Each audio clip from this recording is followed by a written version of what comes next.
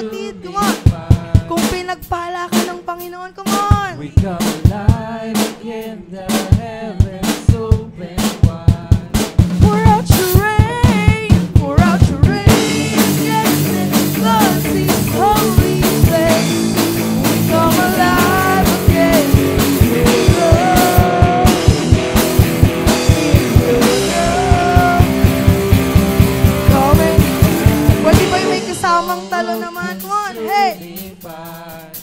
We come alive in you, God. We come alive again, the heavens Come on, sing it louder, open church. wide. Pour out your rain again and flood this holy place. We come alive again in your love. One more time now. So many times that no one could see. We come alive again and heaven's open wide. Pour out your rain, God, and flood this holy place. We come alive again in your love, in your love. For the last time we sing, come and come on, lift those hands. We come alive again, and heaven's open wide. Pour out your rain again and flood this holy place. We come alive again in your love, God. In your love, in your love. We shout, this is revival. Come on. Today as one church, we will move forward for your glory, God. Come on, pwede bang ipalakpak yan, kapatid, para sa Panginoon ngayon? Hey!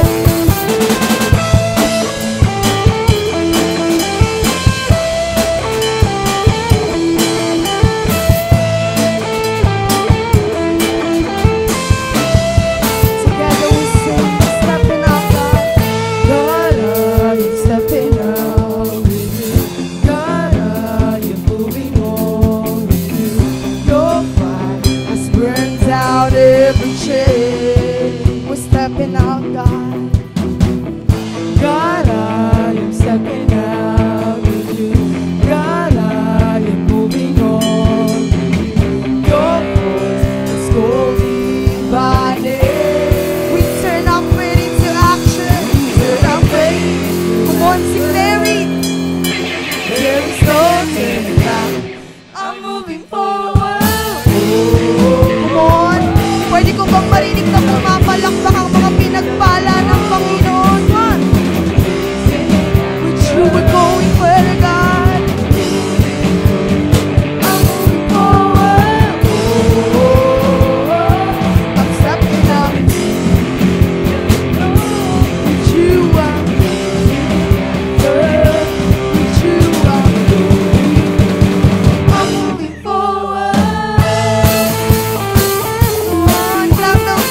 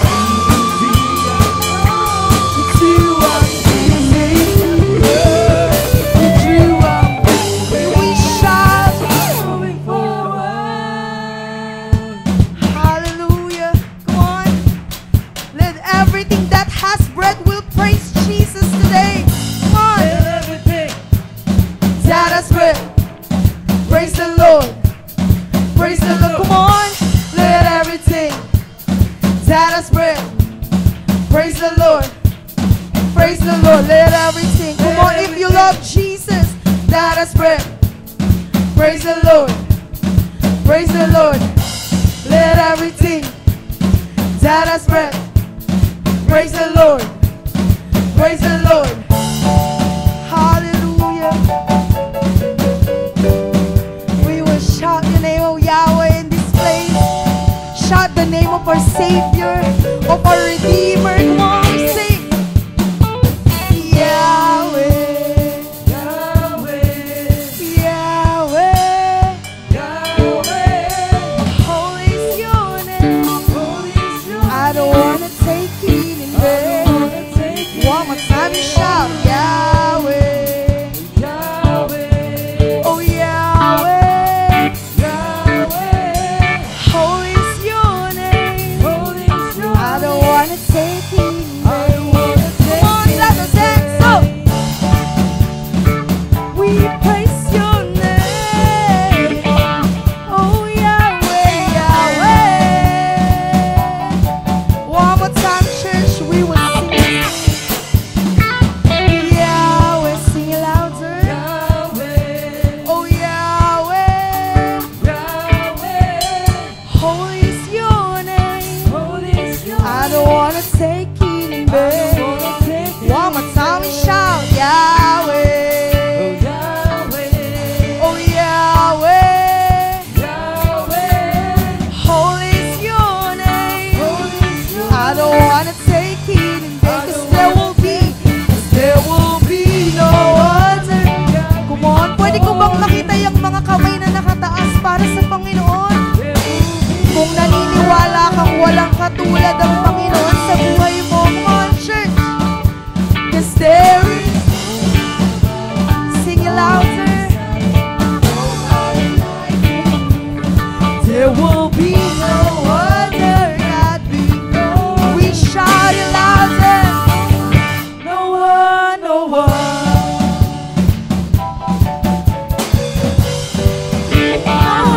No one, no one. Once again, church, shout his name. Yahweh, Yahweh, Yahweh. Yahweh, Holy is his name. holy is your I don't wanna take it in vain. wanna take it One more time we shout Yahweh. Yahweh, His name is Yahweh. Yahweh, Holy is your name. holy is your I don't wanna take it in vain. take it There will be no other. Come on, itaas mo yan, kapatid, para sa Panginoon. There will be no other. Declare na wala kang katulad sa buhay namin, O Diyos. 'Cause there is no one above, no one beside you, nobody like you. There will be no other God before. Come on, church, shout it. No one, no one. No one, no one, no one. We ask God, who else can lead us to freedom? no one, Ikaw lang, Panginoon, who else can heal all our sins and diseases? Ikaw lang, O Diyos. Who else can walk on the water? Who else can answer the fire, the fire? No one, no one. Who else can break down the tunnels of God? Ikaw lang, Panginoon. Who else can silence the roar of the lion? Wala nang iba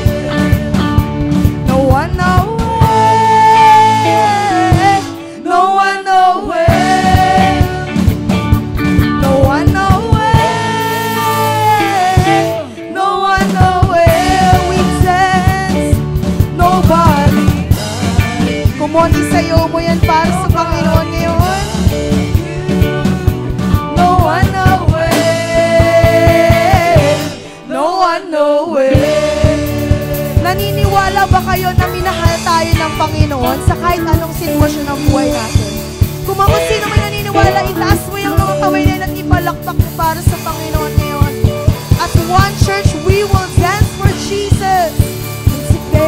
That is the lover of our soul, God, the lover of my soul, lover of my soul.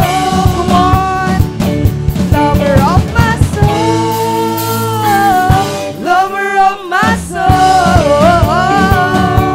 Nobody like you. Come on, dance for Jesus. No one, no way. No one, no way. One more time, church, and shout it. Lover of my soul. Lover of my soul. Come on, sing it louder. Lover of my soul. Lover of my soul. Nobody like you. Nobody like you. No one, no way. No one, no way. Hallelujah. Come on, palakpakan mo ang Diyos na buhay. Kung naniniwala kang wala siyang katulad sa buhay mo, kung naniniwala kang nag-iisa ang Diyos na nagligtas at nagmahal sa iyo, come on, give your best love offering for Jesus. Hallelujah. Oh God, we praise your name, God. Hallelujah. We cry out your name, O Yahweh. We cry out your name, O Yahweh. Our Savior, our Redeemer, Panginoon. Hallelujah, God. Tunay nga, Panginoon, na Ikaw lamang ang nag-iisang Diyos na tumanggap at nagmahal sa amin, Panginoon. Ikaw lang ang nag-iisang Diyos na tumubos sa lahat ng aming kasalanan. Ikaw lang ang nag-iisang Diyos na magmamahal sa amin ng buo kahit hindi kami buo, Panginoon. Ikaw lang ang Diyos na pupuno sa lahat ng aming pangangailangan. And as we continue to worship you, Panginoon, we seek for your glory, O God. We ask, O God, for your glory in the midst of us today. Katagpuin mo ang bawat isa, Panginoon, sa lugar mo.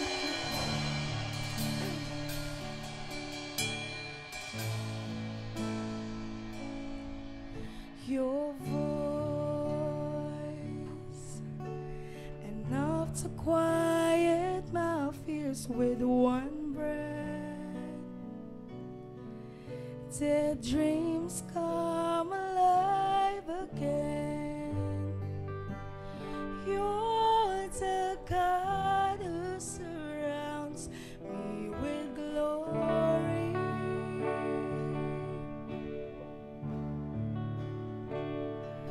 Roar of thunder,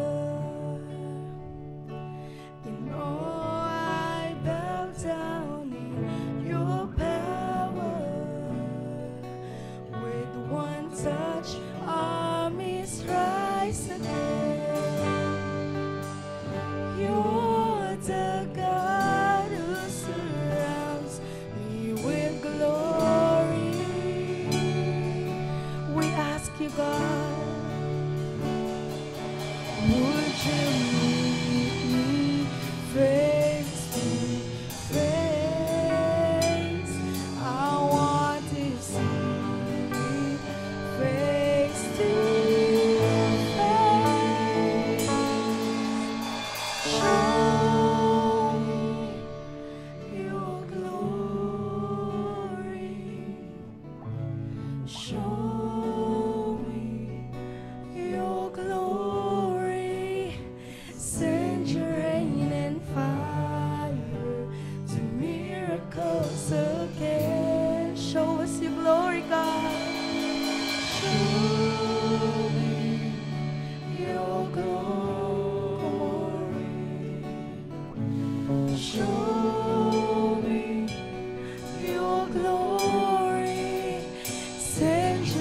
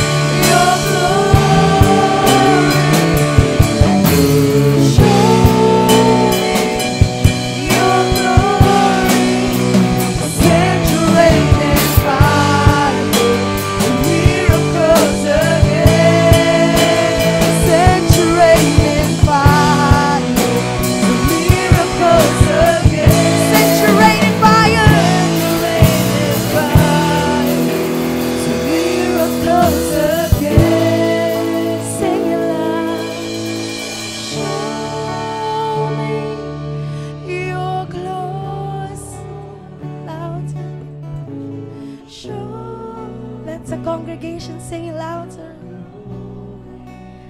Send your rain and fire to miracles again. Show me your glory, God. Show me your glory. Show me your glory. Send your rain and fire to miracles again. Do it all again.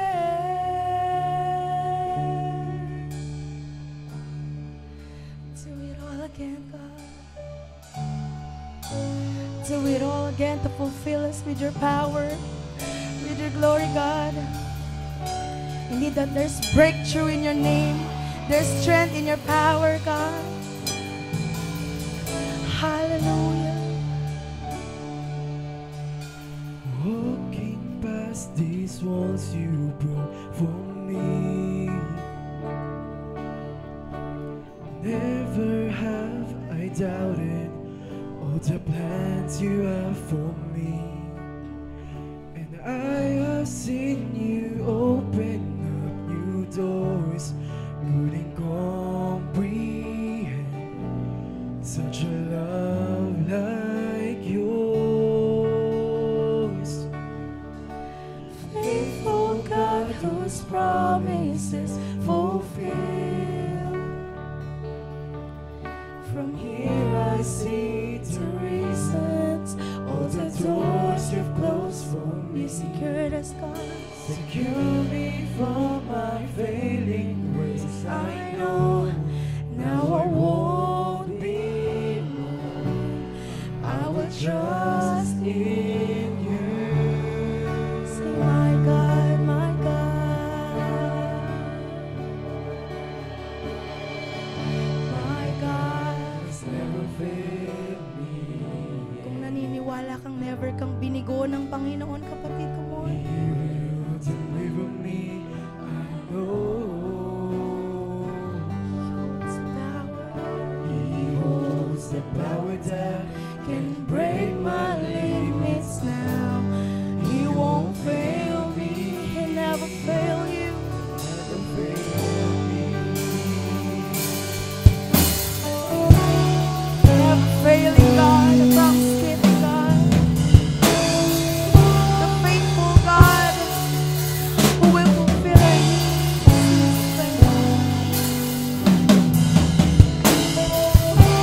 Once still faithful God whose promises fulfill. From here I see the reasons all the doors you've closed for me. You secured us with your Secure me from my failing ways, I know. Now I won't be moved. We will trust in you. Mighty God.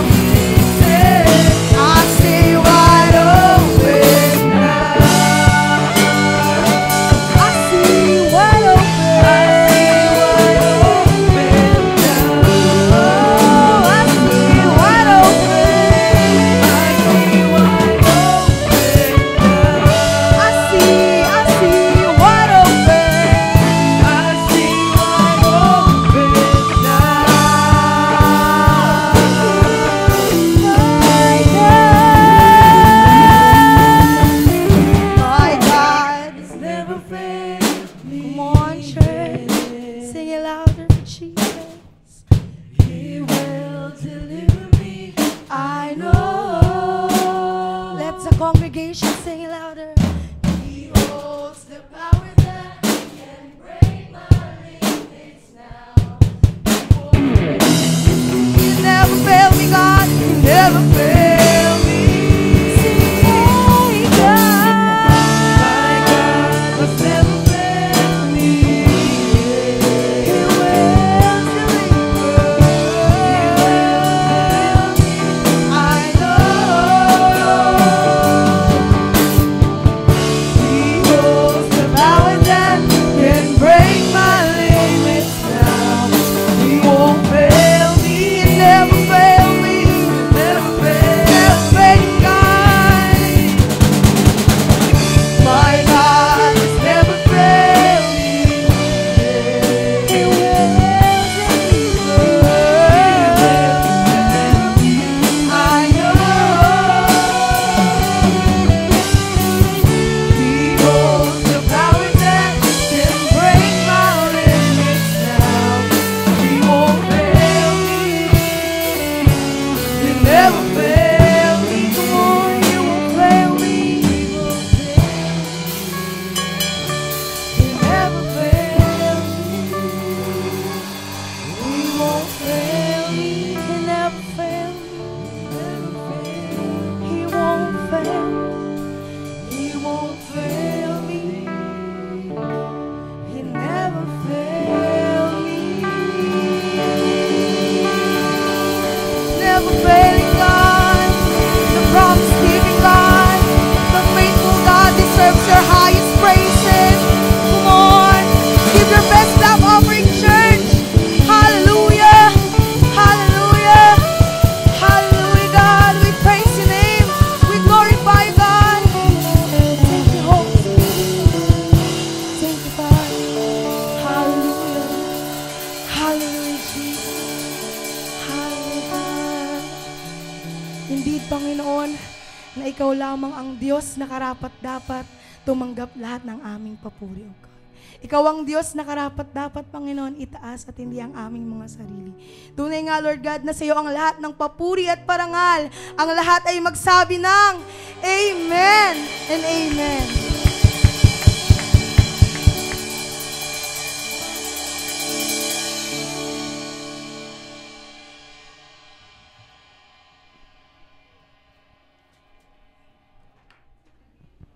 Hello! A happy and blessed Sunday to everyone. Amen. Minsan pa, palakpakan natin na malakas ang Diyos sa patuloy na paggawa ng kabutihan niya sa bawat isa sa atin. Amen. And I would like to thank everyone. May bago po ba tayong kasama ngayon? Na ngayon lang po naka-attend dito sa COG Angono? Meron po? Okay, and sige, papalakpakan natin ang Panginoon. And we would like also to thank all our YouTube, sa ating pong social media. Meron po tayong social media platform, yung sa YouTube channel po natin ng COG Angono. Lahat po ng mga services natin, mga nakarang services, and also the preaching videos, if you want to watch it again, okay, please subscribe and share. Patuloy po tayo mag-share. Ito po ay isa ring misyon at makibahagi po tayo dito because I believe that our God is still in the business of changing lives. Nasa business pa rin po ang Panginoon natin na nagbabago ng mga buhay at sa pamagitan ng mga sineshare po natin ng mga mensahe, ang salita ng Diyos sa kanilang napapakinggan, uusbong at tutubo ang pananampalataya sa kanila. At ang pananampalatayang iyon na kahit malaki ang problema, kasintaas man ang bundok, kayang buwagin basta may pananampalataya sa ating Panginoon. Amen! So maraming salamat and we'd like to welcome everyone dahil ngayon ay first Sunday, the Sunday of month of July, and we will be introducing a new series, okay? For this month of July, our theme series is Walk by Faith, okay? So ngayon na tayo ay naligtas na, tinanggap na natin ang Panginoon bilang tagapagligtas at Panginoon ng ating buhay. So anong susunod nun? Ang inaasahan sa atin ng Panginoon, now that we will walk by faith. Okay? At sa paglakad natin sa pananampalataya, marami pong mababago sa bawat sa atin na ine-expect naman ng ating Panginoon. Because in 2 Corinthians 5:17 it says, if anyone is in Christ, he is a new creation. The old has passed, the new has come. unti-unti, habang lumalakad tayo sa pananampalataya, marami po ang magbabago sa atin, madedevelop. At isa sa mahalagang magbago sa ating mga tao ay ang ating pag-iisip. Tama po ba? Yung ating mindset, parang sa ganon, magkaroon tayo ng tamang pananaw, pagtingin sa mga nangyayari sa ating buhay at sa ating paligid. Amen? At kung tayo ay may tamang pananaw, magkakaroon tayo ng tamang pag-iisip, magkakaroon tayo ng tamang desisyon. So it's very important mga kapatid to change our mindset na kung saan, pag tinitingnan natin ang ating buhay ngayon, kung ano nangyayari sa buhay natin ngayon, na kung wala tayong tamang perspektibo o pananaw sa buhay, maaaring tignan natin ang mga nangyayaring ito o problemang ito na sasabihin natin, wala na, imposible na, may magbago pa sa akin. O kaya sa asawa ko, sa anak ko, imposible. Diba? O talagang hanggang dito na lang ako. Diba? Wala nang magandang bagay na mangyayari sa akin. Pero pag meron tayong tamang pananaw, okay, when you say godly perspective, it means tinitignan mo ang mga bagay o sitwasyon sa pananaw ng Diyos. Okay, in God's view, which is always true and correct, dahil at ito ang magbibigay sa atin ng tagumpay para makapamuhay tayo ng tama dito sa mundo. Amen po ba? At hindi tayo mapapalayo at lalong lalago sa ating pananampalataya. Kaya ngayon, ang ating pag-aaralan ay... Yan. So, tingnan mo nga katabi mo. Yan. Maganda siya ngayon. Pogi siya ngayon. Okay. Okay. Bakit tamang pananaw? Okay? Bakit tamang pananaw ang ating pag-uusapan? Ito po ay narinig ko sa isang famous na preacher. Ang sabi niya, it's very important that if anyone walks with faith, kailangan daw ma-develop ang godly perspective or right perspective. Bakit? Because godly perspective will result in godly thinking. Okay? Or right thinking. At ang right thinking na yan ay magre-resulta sa tamang pamimili. Godly choices. And you know that our life is a series of choices and not chances. So every day in our lives, we make a choice. Namimili tayo, nagdidesisyon tayo. At kung tama yung ating pagtingin, pananaw, sa lahat ng sitwasyon, magiging tama rin ang ating desisyon. Sabi mo sarili mo, gusto ko yan. Okay.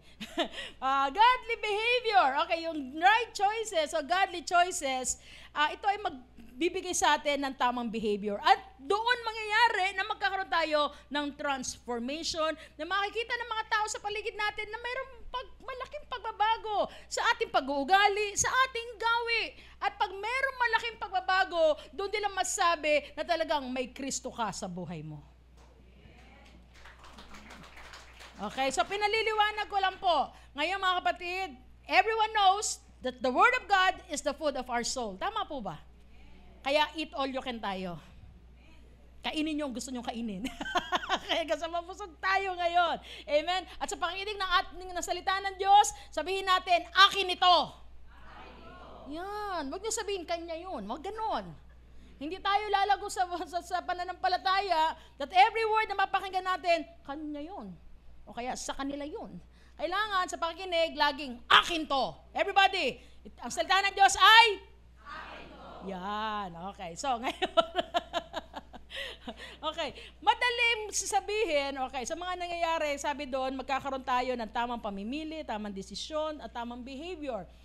Pag obvious ang isang bagay, madali eh. Halimbawa, pag sa eleksyon, okay, sino pipiliin ko? Pag nakita natin at may record naman yung ano ba yun?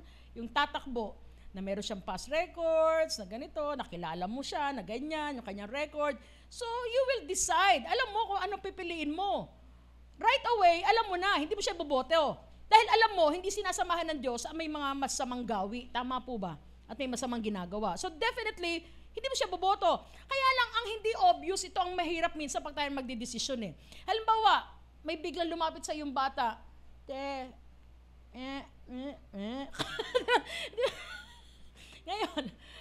Ngayon, ang magdidesisyon ka, kung bibigyan mo siya, ang sasabihin sa'yo, tinotolerate mo ang katamaran. At pinagbabawal ng gobyerno natin yan na mamali mo sa kalsada kasi delikado, madisgrasya. Tama po ba? kung bibigyan mo. Pag hindi mo naman bibigyan, okay, sasabihin naman, siyempre, pag minakita sa'yo, even yourself, sasabihin mo, ang damot ko naman, meron naman akong pwede magbigay. Hindi ba? Doon tayo nagkakatalo eh. Tama po ba? Ngayon, ito pong ang sikreto mga kapatid. Whenever we decide, let us put God in our decision. Kaya nga kailangan meron tayong godly perspective eh. Tandaan natin, pag tayo Kristiyano at nakakilala na sa Panginoon at may pananampalataya, ang desisyon natin ay laging babase sa salita ng Diyos. Ang sabi ng Panginoon, 2 Corinthians 10:31, whether you eat or drink, do it for the glory of God. Sa bawat desisyon natin, talagang titiyakin natin ang Diyos ang mapaparangalan sa ating desisyon. Amen. So, ipapasok mo doon yung salita ng Diyos, ang pananaw ng Panginoon. Ngayon, napaka-importante kung ano ang ating tingin sa isang bagay, okay, sa sitwasyon. Katulad nito, okay. Kasi po, ang ating pagdidesisyon, naka-apekta yun eh. Ang ating pananaw ay naapektuhan depende sa kung ano ang laman ng ating puso, saan nanggagaling at kung saan nakafocus sa buhay. Halimbawa, yung baso na yan, okay. Di ba? Pag ang isang tao ay hindi pa nakakilala sa Panginoon at wala pa siya talaga, hindi pa siya lumalakad sa pananampalataya, ang sasabihin niya dyan ay kalahati lang. O, tama po ba? Kasi pag ikaw hindi ka lumalakad sa pananampalataya at wala ka pang talagang Diyos na nakilala sa buhay mo, ang focus ng mata mo, laging sa wala at laging sa kakulangan. Kaya ang sasabihin mo, ay, kalahati lang. Pero, pag ikaw ay lumalakad na sa pananampalataya at may nakilala kang Diyos na makagagawa ng higit sa ating iniisip at hinihiling, ang sasabihin mo dyan ay kalahati na. Oh. Tama po ba? So, ibig sabihin, pag ikaw mayroong salita ng Diyos, may pangako ng Diyos sa puso mo, at alam mo, ang pangako niya na kahit kailan hindi ka pababayaan, hindi tayo pagkukulangin, hindi tayo pagkakaitan o pagdadamutan ng mabubuting bagay ng Diyos. Kaya maliit o malaking pagpapala, salamat sa Panginoon. So, iyan ang importansya kung bakit kailangan natin pananaw. Katulad na sinabi sa Isaiah 41 verse 10, don't be afraid. Huwag tayong matatakot. For I am with you. Kasama niyo ako. Huwag kayong manghinaan ng loob. Panghinaan ng loob. Dahil ako ang Diyos niyo. Kayo'y aking palalakasin at tutulungan ko kayo. Kayo ay lagi kong hahawakan hanggang magkaroon kayo ng tunay na katagumpayan. Amen. Hallelujah. Church, that is our God. Iyan ang ating Diyos na nakilala. Amen. At kaya tandaan natin Isaiah 41:10, one of my favorite verses in the Bible. Ang ganda kasi na nakasulat. Amen. So para maunawaan natin ng lubos, ano ba yung sinasabi ko na para tayo magkaroon ng tamang pananaw. I will share to you a story which is very familiar to all of you. This is the story in Numbers 13. Okay? Sa mga bilang, 13.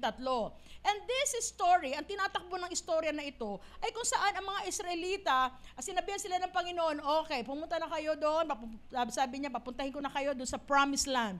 Now, the Israelites were so excited, at sinabihan ng Panginoon si Moses, Moses, pwede ba humanap ka ng representative bawat tribo? Okay, how many tribes do we have in Israel? Ilang tribes? 12 tribes, okay? So sa bawat tribo may representative. Hindi ko na sasabihin sa inyo dahil di ko kabisado. Okay? Okay. Pero, okay. So sabi niya, bawat tribo at nagpadala naman. Okay? Ngayon, kinumand ni Moses yung 12 spies. Ang sabi niya, okay, pumunta kayo doon sa lupain na pinangako ng Diyos. Di ba? The promised land, the land of Canaan. At tingnan ninyo, ang mga tao doon, malakas ba o mahina? Marami ba sila o kukunti lang? Tignan mo yung mga lupain doon. Fertile ba o poor land? Okay? Tignan ninyo yung mga, kung sino-sino ang mga nakatira doon. At sabi doon, kung fertile land yun, magdala kayo ng sample na bunga. Pumitas kayo para makita namin. Okay. Now, symbolically or spiritually, anong ibig sabihin nito?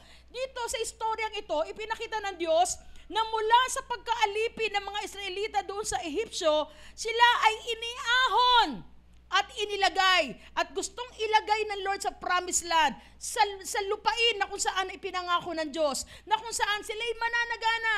Kaya nga kung ating isa-summarize ito at ating ia-apply sa ating buhay, the journey to promised land is like this in our lives. It is from darkness to light, okay? From lack to abundance, and from brokenness to blessedness. Kapatid, anuman ang sitwasyon mo ngayon, anuman ang kalalagayan mo ngayon, tinitiyak ng Diyos, pag ikaw'y mananampalataya sa Kanya, aalisin ka niya dyan at dadahin ka niya sa isang magandang lugar. Amen. So sabi doon, sa kalagayan mo ngayon, titiyakin ni Lord na makakaalis ka at ilalagay ka niya sa mas maganda at maayos na lugar. Ito po yung pinaka-istorya ng journey nila. Ngayon, let us read. Yung pong aking binanggit ay isang summarize po yun, Numbers 1 to 26. Now, pagpatuloy po natin ito. 40 days, nag-stay doon. Yung bawat, yung 12 spies. Okay, napunta nga sila doon at talagang inassess nila kung ano naroon. Ngayon, after 40 days, bumalik sila and they reported to Moses. Ngayon, ito report nila. Verse 27, Numbers 13. This was the report to Moses. We entered the land you sent us to explore, and it is indeed a bountiful country, a land flowing with milk and honey. Here is the kind of fruit it produces. Sabi niya, maganda yung lugar. Sabi niya, kung sa lugar, maganda. Kung sa lupa, mataba ang lupa. Kasi namumungay lahat ng mga puno. At ito nga ang bunga eh. Nakakita niyo yung bunga doon? Siguro familiar kayo sa pictures, di ba? Yung bunga doon, pinapasan yung ubas doon. Ang ubas doon, hindi ubas. Sa atin, ubas. Pero sa kanila, ubas! Ganon, kasi malaki. Kasi malaki, ubas, di ba? Kasi pinapasa ng dalawang tao yung ubas eh. So, ibig sabihin talagang, ito sabi niya, maganda yun. Kasi dumadaloy doon yung may gatas, may pulot-pukyutan, at ang mga bunga doon, ang lalaki. Okay, but the people, sabi niya, kung sa lugar, okay, kaya lang, okay, but the people living there are powerful. Sabi niya, kaya lang yung mga tao doon, ang lalakas.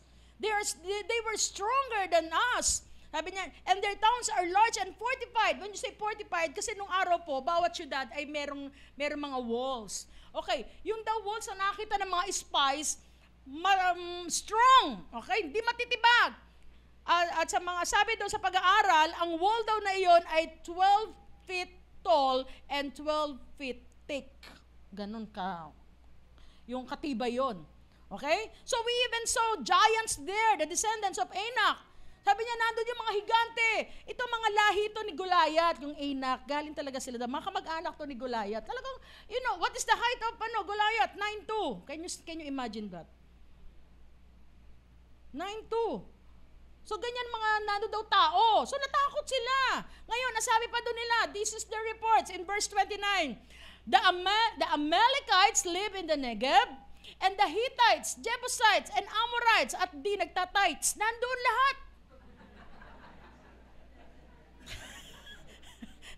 Gulat kayo, no? Uy, kasama pala ako doon. Kung di ka nagtatights. Di ba? Sabi doon. And Amorites live in the hill country. The Canaanites live along the coast of the Mediterranean Sea and along the Jordan Valley. Sabi niya, nandun lahat yung mga kaaway natin. Nandun pala sila. Napapaligiran yung lugar na yun. Di ba? Lahat. Jebusites, Hittites, pesticides, lahat nandun. Pati hindi nagtatights, nandun. Mirang lugar to. Okay, sabi na sa Numbers 13. Uy, wala yun dun ha. Hindi ko sinabi, dadag ko lang yun. Para magising kayo. Baka sabihin, papasok pala ako dun. Hindi kasi okay, Numbers 13:30. But Caleb, okay, si Caleb tried to quiet the people as they stood before Moses. Nung marinig ni Caleb, yung pinagre-report na 10, sabi, teka lang. Ano yung mga pinagsasabi nyo? Sabi niya, hindi. Sabi niya, sa atin na yun. Binigay na sa atin ng Panginoon nyo. Alam mo, ganun ka-excite si Caleb. Kasi alam niya, excited sila Moses, yung mga nakakaalam. Because that was 400 years ago, pinangako ng Panginoon niya sa mga ninuno ng Israel. 400 years ago, pinangako yan. Sabi niya, we can certainly conquer it. Sabi niya, kaya natin. Nakubkubin yan. Di ba? Bakit ganun katapang si Caleb? Ngayon, tandaan natin. But the other men who had explored the land with him disagreed. Sabi niya, pinapalakas mo lang kunyari ka lang pero takot ka rin eh. We can go up against them. They're stronger than we are. Okay, ngayon, tandaan po natin ito. Yung 10 at si Caleb at si Joshua, 12 sila, pareho sila ng nakita. Pareho sila ng lugar na pinuntahan. Pero bakit ganito? Bakit si Caleb ganun katapang samantala yung 10 ay takot na takot? Di ba? Na-intimidate sila. Ngayon sabi pa dito sa verse 32, so they spread this bad report about the land among the Israelites. The land we traveled through and explored will debar anyone who goes to live there. All the people we saw were huge. Hindi lang nila ni-report kay Moses, ikinalat pa sila, kinalat, okay? Minarites pa nila. O yan, Moses sabi, may pumunta kami. Ako yung pumunta doon, isa ako doon eh. Alam mo, ang galak ng tao doon. Sabi, hindi natin talaga kaya yun. Hindi talaga natin kaya. Eh marami rin Marisol. Oo nga, sabihan natin si Moses, huwag tayo pumunta doon. Di ba? Ay, nung araw pa lang, may Marites at Marisol na. Okay? Sabi nila, wag na. At itong mga tao ito yung sobrang natakot dahil sa kanilang nakita. Okay, tandaan natin yan. We even saw giants there, the descendants of Enoch. Next to them, we felt like grasshoppers, and that's what they thought too. Sabi niya, sa tangkad, sa lalaki nila, mukha lang tayong tipaklong doon. Pag pumunta tayo doon. Sabi, maniwala kayo. Hindi natin kaya yon. Ngayon, ito sinasabi ko, what you focus, you magnify. Tandaan po natin. Si Caleb, si Joshua, at yung 10 spies, pareho sila ng lugar na pinuntahan, pareho silang nakita, pero bakit magkaiba ang report? Hindi niyo ba napansin? Yung 10, negative ang report. Samantalang si Caleb at si Joshua, praise report. Hindi, kaya natin yan. Di ba? Kasama natin ang Diyos. Ngayon, tandaan natin, kasi pinili ng 10 espiya na i-highlight sa kanilang puso at isip yung kanilang nakita. So, nagdesisyon sila, siguro habang sila ipapapunta, pabalik kay Moses, dinesisyon na nila at hinighlight na sa kanilang puso na, sabihin natin, imposible. Natakot na sila. Ninervyos na sila, na-discourage na sila. Kaya nga, yung sinabi na nila kay Moses, hindi po natin kayang kubkubin yun. Iyon kasi ang dinesisyon na nila, nakita nila, hinighlight nila, pinukusan nila. Whereas, si Caleb at si Joshua, ano ang pinukusan nila? At sabi doon, sabi siguro ng dalawa, oo, malalaki sila. Pero tandaan ninyo, mas malaki ang Diyos na nag-utos sa atin. Parang ganito lang yun sa ating mga buhay, mga kapatid. Lahat tayo dito merong hinaharap na problema. Pare-pareho tayo may mga problema, may mga battle sa buhay. Kaya lang ito ang katotohanan, mga kapatid. It's not the size of the problem that is important, but our perception. Paano mo tinitignan ang problema mo ngayon sa iyong buhay? Ano yung sineset mo sa mind mo? Ikaw ba ay nakapokus sa problema kaya lumalaki? Kasi mga kapatid, tandaan natin to, pag ang hinighlight mo sa iyong puso at sa isip ay ang utang mo, lalaki yan. Sabi kanina, may tubo. Pag hinighlight mo sa isip at puso mo ang sakit, lalalayan. Pag hinighlight mo sa puso at isip mo ang worries, ang takot, ang alalahanin, kakainin ka niyan. Hanggang hindi ka na makagalaw. Magiging stagnant ka na. So, napaka-importante kung ano yung pananaw mo sa problema mo. Kaya nga mga kapatid, this is advice lang. Humanap kayo ng mga kasama na kung saan, kasi po yung unbelief, yung kawalan ng pananampalataya, nakakahawa yan. Na imbes na lumago ka, ay nako, walang mangyayari dyan. Attend ka dyan, nako. Lalo kang malulugmok dyan. Sumama kayo sa mga tao na sa kabila na meron silang problema, nakikita pa rin ng Diyos sa kanilang mga buhay. Dahil nagpapatuloy sila. Okay, ngayon, tingnan natin sa Numbers 13:30.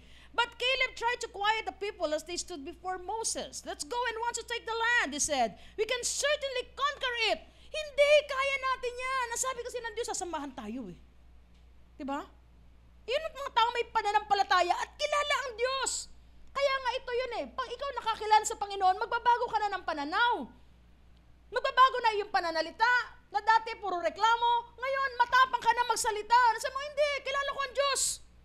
Ang dami ko lang pinagdaanan, pero sinamahan ako ng Diyos. Amen po ba? Ngayon, sabi sa 14:6, 2 of the men who had explored the land, Joshua son of Nun and Caleb son of Jepune tore their clothing. Okay, nung marinig na kinalat ng 10 ang mga balita, negatibong balita, dumulog sa Panginoon yung dalawa at pinunit ang kanilang mga kasuotan. Anong ibig sabihin nun? That's humility. Nag-aas sila ng help sa Panginoon. Panginoon, paano to? Natatakot na yung bayan. Kasi dahil sa negatibong balita, kaya makikinig kayo. Lalo na sa nangyayari sa mundo ngayon, mga kapatid, puro fake news ngayon. Ang daming fake news. At kung ikaw ay isang taong funny, you know what is funny? Funny walain. Pag ikaw ay funny walain, matatakot ka rin. Kung ano-ano na lumalabas, hindi ba? Ngayon, ang sabi ni Caleb, they said, okay, sabi ni Caleb at Joshua, they said to all the people of Israel, the land which traveled through and explored is a wonderful land. Sa mga taong may pananampalataya, kayang palitawin ang magaganda sa kabila ng pangit o madilim na nangyayari. That's why we need to walk by faith. Okay? Ang sabi doon sa verse 14:9, do not rebel against the Lord. Sinabihan niya yung mga tao, huwag kayong magrebelde and don't be afraid. Yung palang matatakutin ay isa ring pagre-rebelde sa Diyos. Kasi ang kabaliktaran po ng faith ay fear. Kaya nga 365 times in the Bible, sinabihan tayo, do not fear. Kasi everyday talaga, may ibabalandra sa atin ang kaaway para ikaw ay matakot. Pero sa taong may pananampalataya at kasama ng Diyos, walang takot na mananaig sa iyong puso. Dahil ang kasama natin Diyos ay Diyos na mananagumpay. Amen. They are only helpless prey to us. They have no protection, but the Lord is with us. Don't be afraid of them. Yang kapal ng pader nila, kayang gibain yan. Bakit? Makapangyarihan ang Diyos na kasama natin. Hallelujah! Okay, sige, palakpakan natin naman lang sa Panginoon. Naniniwala din ba kayo ganyan? Ano mang kalaki ng problema mo, kayang gibain yan ng Diyos sa pangalan ni Jesus. Amen? Sabihin natin, I believe. Amen. Okay, so why did Caleb and Joshua have a different perspective? Pareho sila pinuntahan, pareho sila nakita, magkaiba ang report. Anong kaibahan? Yung kanilang pananaw. At ganyan din sa ating buhay. Bakit makita natin, may mga Kristiyano, sa kabila ng mabibigat ng problema, nagpapatuloy. Yung iba, konting problema lang, lugmok, tumitigil na. It is because of the perspective, kung paano mo tinatanggap at tinitignan ang mga bagay na nangyayari sa iyo. Kaya nga, napaka-importante ito. Unang-una, bakit nagkaroon ng ganong klaseng pananaw si Caleb at si Joshua? Kasi kilala nila ang Diyos. Kaya nga napaka-importante. Yung last month na series natin, di ba? Know Jesus and make Him known. Hindi mo kayang ipakilala ang Panginoon at hindi ka makakatagal sa takbo mo bilang Kristiyano kung hindi mo talaga lubusang kilala ang Diyos. Maniwala kayo. Dito sa mundo ay puno ng kapighatian, sabi ng Panginoon. Pero mapayapa tayo at magalak tayo dahil ang Diyos na ating tinanggap ay Diyos na nagtagumpay na dito sa mundo. Amen. Ngayon, sige, palakpakan natin ang Panginoon. Kilala nila ang ating Panginoon. Okay, sa verse 23, sabi doon, they will never even see the land they swore to give their ancestors. Ngayon, sabi doon, yung kanilang takot, yung 10 spies na natakot, nagalit sa kanila ang Diyos. Kaya alam nyo kung anong ginawa sa kanila? Ito sinabi, hindi nila makikita yung pati na kanilang mga descenda sa mga lahi nila, yung lupain ay pinangako ko. Kapatid, siguro ito rin yung question sa atin, ano? Tandaan natin to. Could it be your perspective keep you out from the promised land? Baka yung maling pananaw mo ngayon sa buhay, iyan ang nagpapabagal o hindi mo nararanasan yung mga pangako ng Diyos sa buhay mo. Kasi konting problema lang, ang reaction mo, ayoko na, wala nangyayari sa buhay ko. Ganito pa rin ako. Ganito pa rin ang buhay ko. Di ba? Promise lang na 400 years to, pinangako. Pero ngayon, kanilang tatanggapin. Di ba? So sabi ng Panginoon, ito 10 ito na nag-report na negatibo, hindi sila makakapasok. They will not enter the promised land. None of those who have treated me with contempt will ever see it. Yung tinignan nila na maliit ang aking kapangyarihan at wala akong magagawa, hindi ko sila papapasukin doon. Pag ikaw pala'y natakot, ang mensahe na inire-relay mo sa Diyos, na sinasabi mo na, ay hindi naman kaya ng Diyos ko yan. Minamaliit mo ang Diyos. Ayaw ni Lord yun. Amen po ba? Kaya nga pag ikaw may pananampalataya at tunay na kilala mo ang Diyos, ano man ang dumating sa iyo, maliit o malaking problema, tatayo at tatayo ka dahil alam mo, ang Diyos ang kasama mo. Verse 24, but my servant Caleb has a different attitude. Iba. Namangha, na-amaze si Lord kay Caleb at kay Joshua. Iba tong dalawan to than the others, di ba? He has remained loyal to me. Sobra palang nalulugod ang Diyos, mga kapatid, pag tayo ay faithful at loyal sa Kanya. Na kahit anong mangyari, kahit anong ialok sa atin, hindi, basta, hindi, sumama ka na sa amin, masarap doon sa pupuntahan natin, ang drama, may lechon pa doon. Hindi ako punta doon. Doon naman sa church, may lechon din si Pastora, di ba nandun? Mukhang lechon, di ba? Hindi. His descendants will possess their full share of that land. Na sobrang tuwa ng Panginoon. Silang dalawa lang at ang kanilang mga angkan ang aking papapasukin. Remember that, Caleb and Joshua. Kapatid, ang pagtayo mo ngayon at pagresponde mo sa mga problema ngayon, hindi lang ikaw ang nakasalalay dyan, kundi ang next generation mo.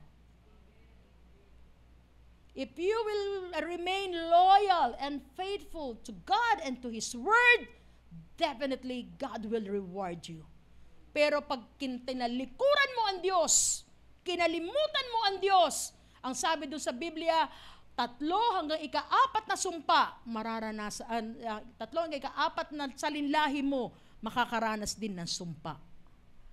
Could it be the reason why marami pa rin ang nakakaranas ng ganitong kahirapan?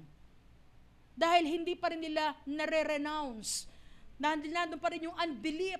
Kaya nasa gitna pa rin ng kahirapan. Kapatid, iyan ang malaking tanong. Paano mo tinitignan at paano ka nagre-respond sa mga problema na dumadating sa buhay mo? It matters to God. Importante sa Diyos yan kung paano mo tinitignan at paano ka nagre-responde. Kaya nga tinan mo nangyari dito, hindi sila nakapasok sa promised land. Puro reklamo, lahat nakikita. Yung mahirap, masikip, pangit. pero, di ba? Sabi sa verse 30, you will not enter and occupy the land I swore to give you. The only exemptions will be Caleb, son of Jephunneh, and Joshua, the son of Nun.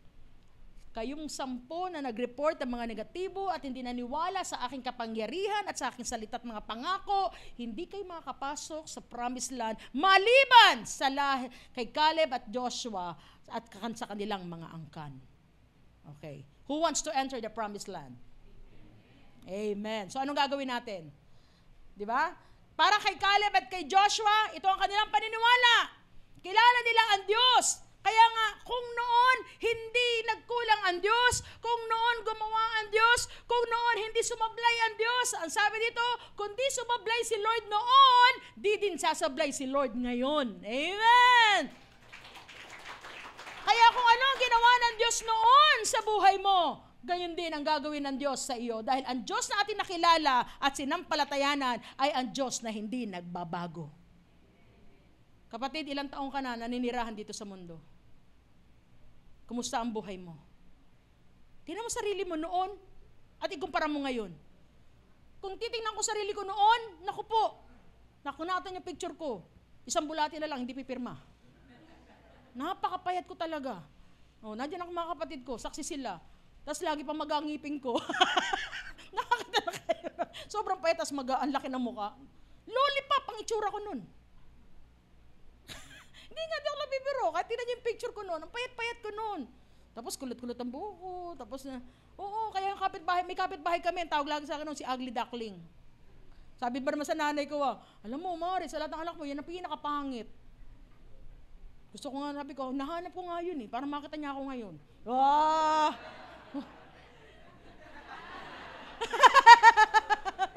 Pagbigyan niyo na. Parang, ano nangyari sa'yo? Lumobo ka.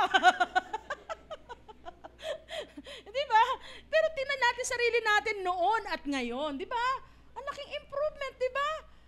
Kaya ng ilang ano lang ang ibig sabihin nun? Tapat ang Diyos sa kanyang salita, tapat ang Diyos sa kanyang mga pangako. God will fulfill what He has promised. Amen. Hindi sasablay ang ating Diyos. Amen. Kung ano sinabi niya ngayon noon, gagawin niya pa rin. At tandaan natin, ano bang ginawa sa totoo lang sa panahon po daw natin ngayon, ito ang matinding sakit na maraming Kristiyano. Alam niyo kung ano? Amnesia. Tingnan mo katabi mo, mukha ba? Alam mo yun? Yung nakalimutan na yung mga magagandang bagay na ginawa ni Lord sa mga Israelita, alalang-alala, tumatak sa isip at puso ni Caleb at ni Joshua nung kami nasa nung kami sa Egypt, na kami pinaalipin ng mga ni Pharaoh, di ba? Pinagtatrabaho kami. Kami pa pinagagawa ng mga tisa. Sobrang kami pinapahirapan, dapat lagi may kota. Dumulog sila, umiyak sila kay Lord. Dininig ang Panginoon. Pinadala si Moses, ang lingkod ng Panginoon. Ikaw kapatid, di ba naranasan din natin yan? I don't know kung lahat kayo, pero siguro meron nakaranas sa inyo. Duminig ka sa Lord, wala kaming kakainin ngayon. May biglang kumatok sa iyo. Pusa, may dalang bango sa kapitbahay. Panginoon, salamat, salamat, salamat, Panginoon. Hindi ko alam kung saan bahay to, pero salamat may bangus kami ngayon. Hindi ba?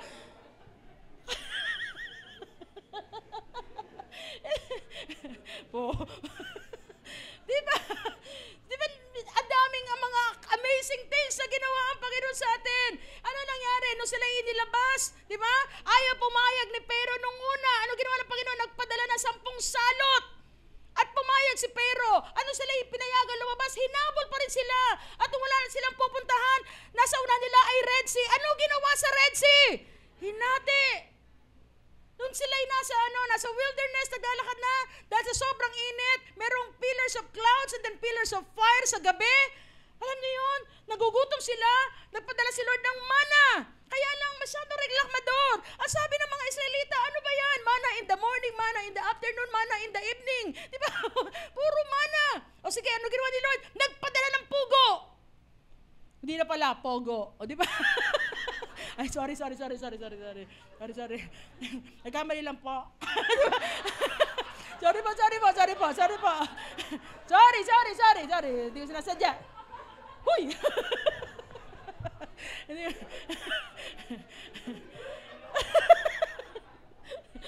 Hindi ko sinasadya. Okay. Basta pugo yun, pugo. Hindi pogo, pugo. Okay. Hindi ko po alam, Your Honor. Di mo talaga sinasadya, Your Honor. Diba? Pero pugo ang pinadala ng Panginoon para patunayan ang katapatan ng Diyos sa kanila. Na walang imposible sa Diyos. At sila humingi ng tubig, di ba doon? Yung bato doon sa Mara, pak! Umagos ang tubig. Grabe, nag-overflow ang tubig. Iyon ba kakalimutan? So kay Caleb at kay Joshua, hindi namin kinalimutan to. Kung nagawa ni Lord noon, nasamahan tayo, sasamahan pa rin tayo ngayon ng ating Panginoon. Just the same with us, mga kapatid, mula bata hanggang ngayon, hindi hinayaan ni Lord na mapahamak tayo. And God is still giving us the chance. Kahit sabi mong marami tayong kapalpakan, sumasablay tayo. Pero tapat ang Diyos na lagi pa tayong binibigyan ng pagkakataon. Amen po ba? Ganyan ang Diyos na ating nakilala, mga kapatid. Kaya He is worthy of all from us. The best from us. Amen. Okay? So kilala nila. Pangalawa, they have strong faith. Okay? Meron silang pananampalataya. Ito yung kaibahan nila Caleb at Joshua. Kaya nagkaroon sila ng tamang pananaw dahil sa kanilang matibay na pananampalataya. Para sa kanila, lahat ng ginawa ng Panginoon sapat na para patunayan na ang Diyos na kanilang nakilala ay Diyos na makagagawa ng higit sa kanilang iniisip at hinihiling. Mga imposibleng bagay ang kayang gawin ng aking Diyos. So nagkaroon sila ng pananampalataya. Ang sabi doon sa Numbers 14:6, tanda po natin, sa mga taong walang pananampalataya, lahat pangit ang nakikita sa lahat ng sitwasyon. Pero sa mga taong lumalakad at may pananampalataya sa Panginoon, kahit pangit ang sitwasyon mo, makita mo, hindi ito, o meron kang problema, pagsubok, hindi mo ito tinitignan bilang parusa. Tinitignan mo ito bilang disiplina sa iyo, dahil mahal ka ng Panginoon. Nung sinabi nila, imposible, pangit ang lugar, pero si Joshua, because Joshua, meron siyang matibay na pananampalataya sa Diyos. Ang sabi niya doon sa verse 7, they said to all the people of Israel, the land we traveled through and explored is a wonderful land. Maganda yun. Naalala niyo ng pandemic, 2020? Maraming tao noon ang talagang nagreklamo, nagalit, kung sino-sino sinisisi, pati ang Diyos sinisisi, kasi hindi makalabas, di ba? Nag-lockdown, di makatrabaho, di makapunta, di makapag-enjoy sa buhay. Sa iba, pangit. Nagsarado pa mga churches. Pero tayo, nananindigan at may pananampalataya. Pag may tama kang pananaw sa pandemic, yes, nag-lockdown. Bakit? Because God wants you to give a rest. Kasi anak, lagi ka nasa labas. Lagi ka naggagala eh. Magpahinga ka. And don't you know that in the Bible, the number 40, it means change. Ang gusto pala ni Lord, magbago tayo. Kaya nag-lockdown, lahat sa bahay. At ang pagbabago na yon, gusto ni Lord, sama-sama kayo, buong pamilya. Amen? Sabi noon, nagsarado mga churches. Pero sa ating pananaw, mas maganda nangyari. Bakit? Nung nag-pandemic, nagkaroon tayo ng larger scale para ipahayag ang salita ng Diyos. Nagkaroon ng sa social media na gamit natin. At ngayon, hindi lang dito sa on-site. Na ilan lang tayo dito. Siguro mga 160 to 200 tayo. Pero sa social media, milyon-milyon at buong mundo kaya makapakinig ng salita ng ating Panginoon. You see? Kung titingnan natin at wala tayong pananampalataya at hindi natin kilala ang Diyos, iyon ang lulutang sa atin at lalabas sa ating labi. Puro reklamo. Pero tandaan natin ito, mga kapatid. Sabi doon, huwag tayo matakot. Yung 10 kasi, ang inireport nila, puro pangit. Dahil bakit? Na-highlight sa kanila yung takot sa kanilang mga puso. Tandaan po natin, sinabi ng Panginoon sa Psalm 112, verse 7.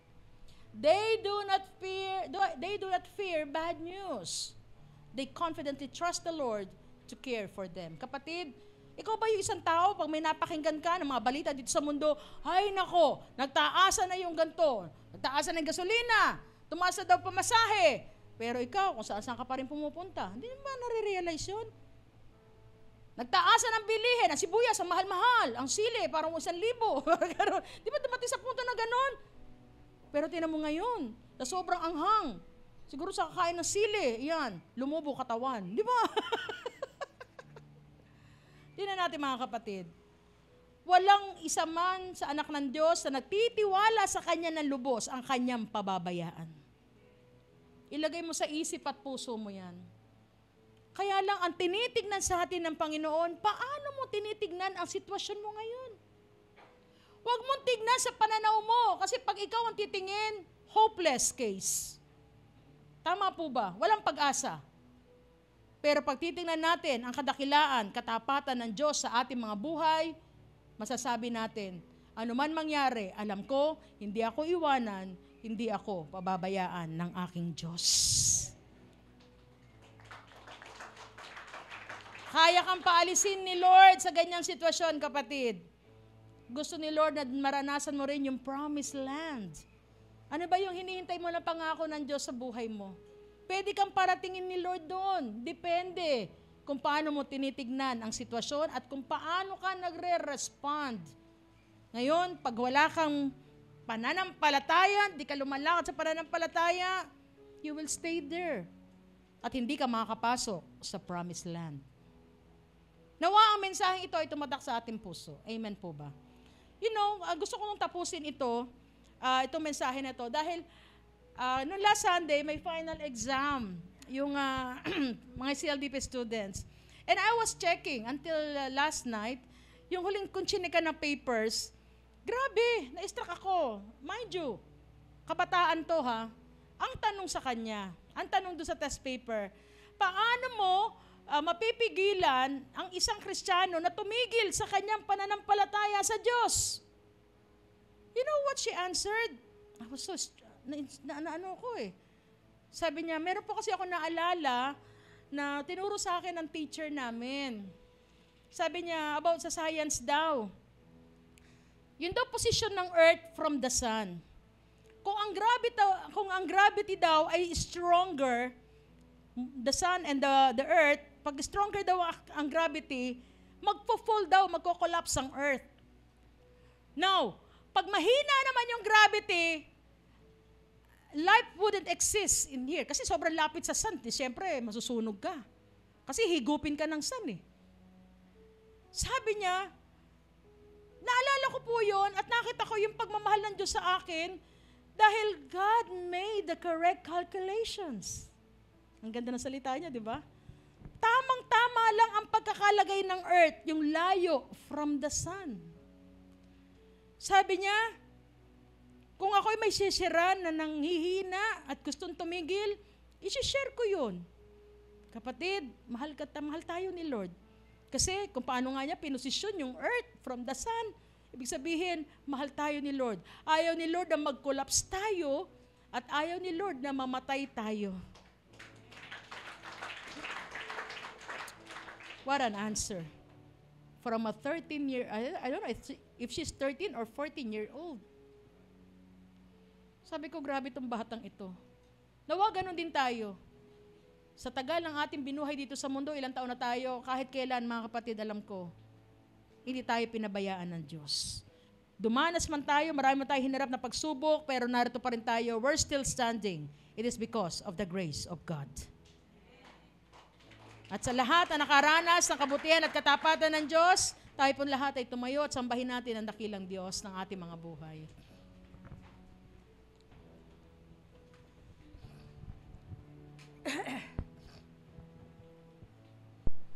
Hallelujah.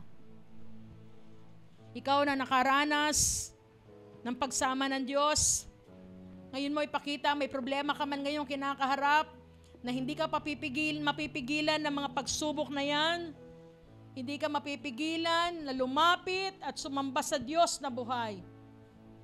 Gusto marinig ni Lord ang tinig mo, na siya itinataas mo, pinapapurihan mo, sa kabila ng lahat ng iyong nararamdaman, kapatid. And God honors that faith. God honors that faith. Come on, church, let us sing this song.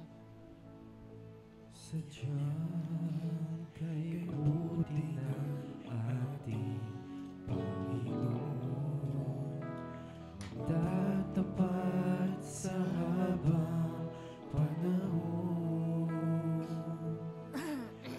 maging sa kabila ng aking pagkukulang, biyaya niya'y patuloy na laan. Katulad ng pagsinag ng gintong araw, patuloy siyang nagbibigay tanglaw. Kaya sa puso ko't damdamin, katapatan niya'y aking pupurihin. Mula sa puso na nagpapasalamat, dakila ka, O Diyos, tapat kang ng tunay, Magmula pa sa ugat ng aming lahi, mundo'y magunaw man, maaasahan kang lagi, maging hanggang wakas nitong buhay. kaya kang alisin ni Lord sa ganyang sitwasyon. Lumapit lang tayo sa ating Panginoon. Sandalan natin ang kanyang pangako at mga salita. Sa buong mundo'y aking aawitin, dakila ang iyong katapatan, pag-ibig mo'y walang hanggan. Hallelujah! Dakila ka, O Diyos, sa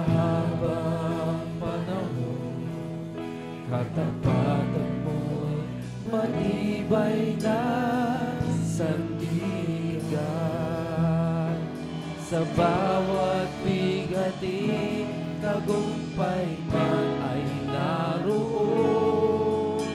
Daluyan ang pag-asa kung kailan ay hinahon. Pag-ibig mo'y alay sa amin noon hanggang ngayon. Dakila ka. Ang naniniwalang may magandang mangyayari sa kanyang buhay, sambahin ang Diyos na buhay. Dakila ka, O Diyos, sa habang panahon. Katapatan mo'y matibay na sandigan. Sa bawat bigating tagumpay man ay naroon. Daluyan ang pag-asa kung kailan hinahon. Pag-ibig mo'y alay sa amin noon hanggang ngayon.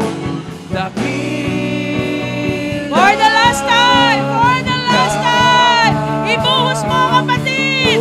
Ibuhos mo lahat na nararamdaman mo sa ating Panginoon.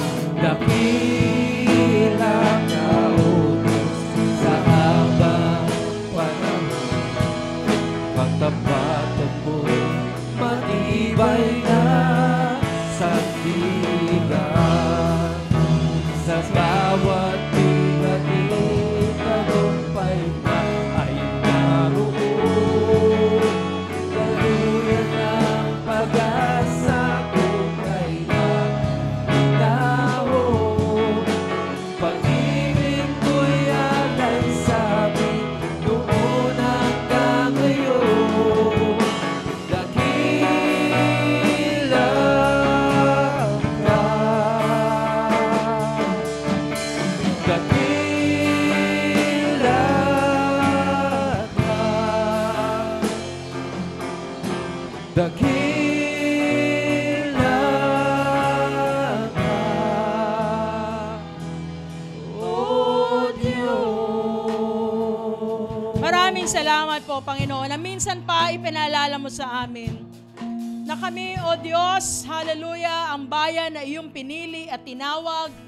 Pinaalala mo sa amin na mahalaga kami sa iyo at mahal mo kami, Panginoon.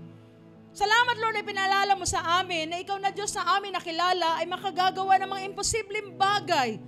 At kaya mo kami, Panginoon, na alisin sa mga pangit na sitwasyon sa aming buhay.